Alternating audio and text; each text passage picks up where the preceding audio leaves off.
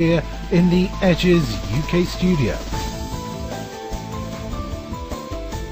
Coming up later in the show, Gina Romano interviews another guest who is a victim of organised gang stalking. But now I want to explain to you something about major chemical accidents and the way it can and does affect local residents who live next door to these factories. These people have nothing whatsoever to do with the factory, but they live under the threat of a major disaster, and the authorities think it is an acceptable risk.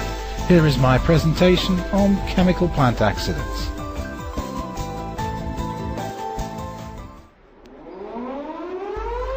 Step 1. Warning of danger. If there is a major incident at the chemical plant, an undulating, rising and falling air raid siren will sound. If possible, check to see if neighbours have heard it. The police or fire service may also make loudspeaker warnings. Step 2. Go to a safe place. Go indoors and close windows and doors. Go to a room on the side of the house furthest away from the chemical plant, upstairs if possible. Take respiratory devices and medications with you if you require them. If possible, invite passers-by, postmen, delivery men, etc. in with you. Check their identity.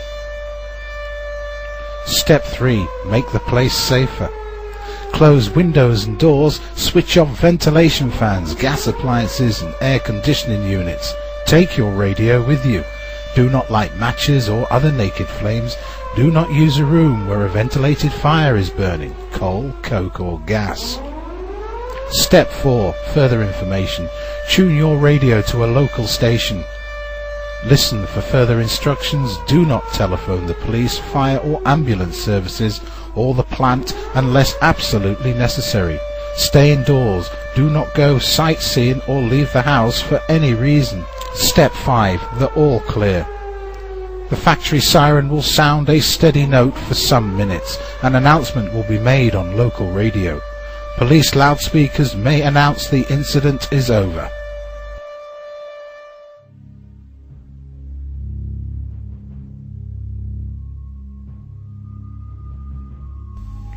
Considering the fact that the Monsanto-owned chemical plant Flexes here in Kevin is a corporate-run business money-making enterprise, and the majority of people, well, I'll say about 99.9% of the people living around this chemical plant have nothing whatsoever to do with the factory.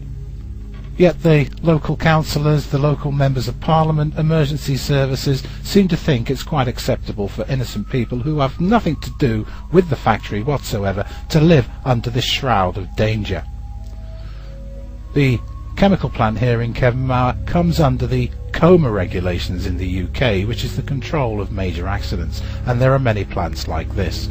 In fact, here in the UK there are residential areas surrounding these factories, and I am not talking 5 miles down the road, 3, 2 or even 1 mile down the road.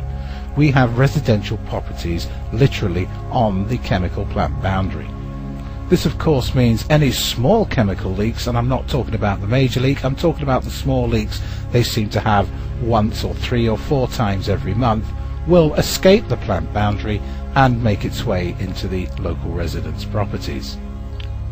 When a chemical plant such as this have a major incident, all the emergency services are involved and the local emergency planner, which is a local council officer based in the town. When a chemical plant leak hazardous chemicals from their plant boundaries and the emergency siren is sounded, the police have to block off the roads leading in and out of the area. The emergency control centre is usually set up out of the area, say 3 or 4 miles, occasionally in a hotel or in a local community centre somewhere. Now consider this. Families living around these chemical plants, like I said earlier, have nothing whatsoever to do with the factory, its processes, its money-making enterprise. In fact, these families want to continue their lives and their right to peace in their own home, which invariably doesn't happen. So let me explain to you why this chemical plant here in North Wales falls under the COMA regulations, the control of major accidents. The chemical facility, of course, stores many dangerous chemicals within their boundaries, but the one that makes it so dangerous is chlorine. They hold 3 to 5 tons of chlorine at any one time. Now 3 to 5 tons might not sound much when you say it, but consider 3 to 5 tons of a gas which is slightly heavier than air. It is a lot of material. The problem is with chlorine, it will kill you instantly. If you were to inhale the raw chlorine gas, it will burn out your lungs and you will not survive. 3 to 5 tons of chlorine gas has the potential to devastate the lives of people within a 5 to 6 mile radius. Chlorine gas clings to the ground. It moves with the wind. It was even used as a weapon during the First World War. Every chemical plant such as this has a safety document, and it describes what to do in a major accident. It gives advice to emergency services, local planners, and the emergency planning officer. I will just quote one paragraph from this document. It says, "We will set up temporary mortuaries either in a local school or the local community centre." I ask you, temporary mortuaries. May I remind you, we are talking about innocent people who are not connected with the chemical plant. They do not make a profit out of the chemical plant, and they are not paid wages by the chemical plant. Yet they are here in this village, like many other villages in the UK, with the potential to devastate the community. Setting up of temporary mortuaries. We're talking about innocent people here. The potential of death is known, yet these type of plants continue to operate in residential areas. The threat of a major accident is always close by. We don't want to see another Bhopal in the world, nor do we want to see this type of accident again in the UK. Thursdays on the Edge.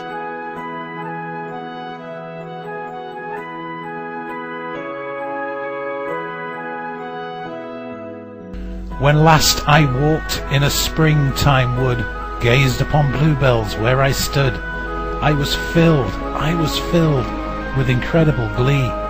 I feel that now when you walk with me. When last I sat in a meadow sweet, felt those flowers about my feet, that was my love, a charm of charms. I feel that now when I'm in your arms.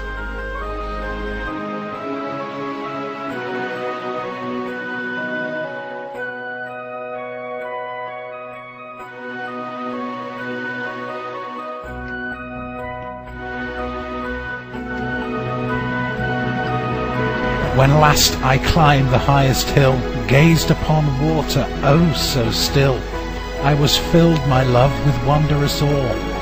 You do that to me now even more.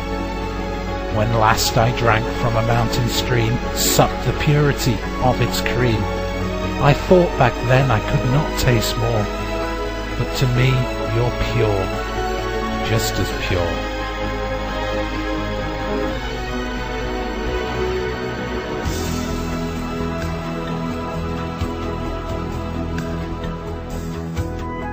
When last I awoke to a mountain morn, saw the beauty of the dawn, that was my love, a view of views.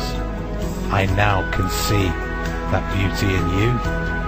When last I sat in harmony, gazed upon the vista of nature's tree, that feeling of love that filtered through was the love of this world I share with you.